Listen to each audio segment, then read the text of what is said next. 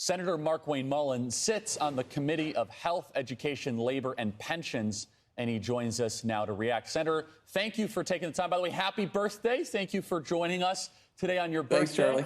And so, Senator, I want you to react to the no tax on tips news and the success of the One Big Beautiful Bill. But I also want to make sure we dive into this idea of President Trump's nominees that need to get confirmed while the Senate is recessing. But first, we'd love to have your reaction on the no tax on tips success.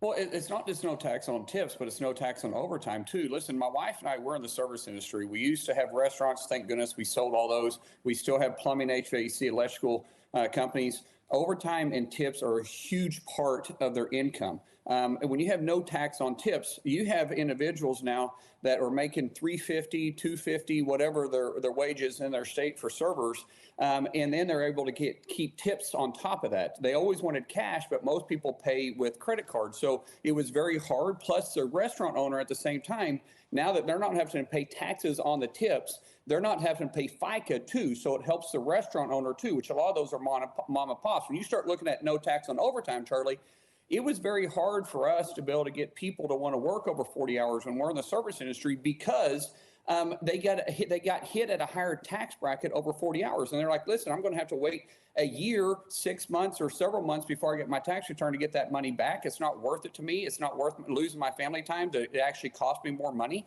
So now no tax on overtime actually has incentivized these service workers, especially in our businesses, to work that overtime. It's massive. And then just think about this. If the Democrats would have got their way, they would have had a 22% tax hike on the average taxpayer in the United States.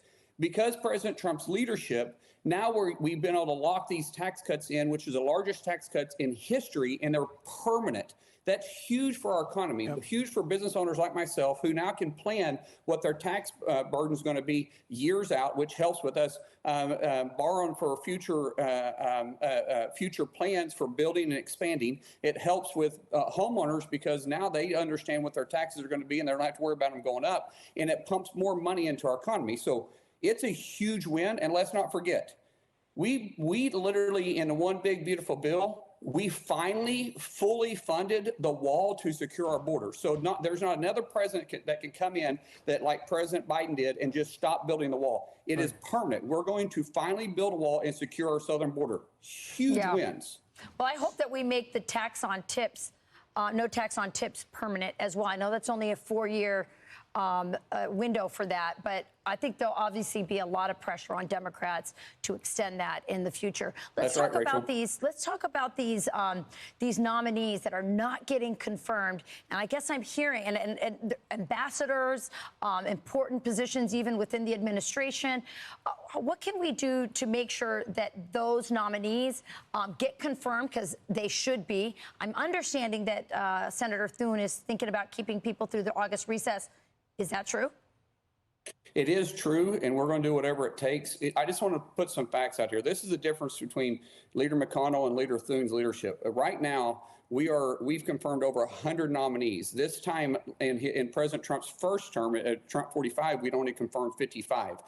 We've taken more votes in Congress than any Congress in the last 35. We've had more consecutive days and more days in D.C. than we have in Congress's history at this point, same time compared to. So Thune is pushing hard. The problem that we have here, Rachel, is Democrats have to give us consent, because this is also the first time in any president's history that they've never allowed UCs on non-controversial nominees or blocks, meaning that we're able to do 4, 5, or 10, or 15 at one time, especially when it comes to ambassadors. They filibustered literally every one of his nominees except Marco Rubio. So we're having to grind through it. To keep us in August, it actually will take the Democrats to consent to that too, because we have to have a quorum call. And if there's not enough people there to keep us in, we can't move forward. So we're negotiating with them right now, trying to say, listen, there's no reason why we don't have block nominees and be able to get those put through. But if they decide to leave town, we can't continue. So it takes the Democrats working with us in this. Yeah, and so, Senator, just really quick final follow-up, though. But is there a strategy, a last-case scenario strategy, to either forgo the filibuster quorum or, if necessary, make them sweat it out, work a weekend, make them do it and break their will because we have U.S. attorney positions that the president has appointed that are still vacant. Final thoughts, Senator. Charter, we absolutely are. We've talked about this at the leadership table. Thune and I have talked about this extensively.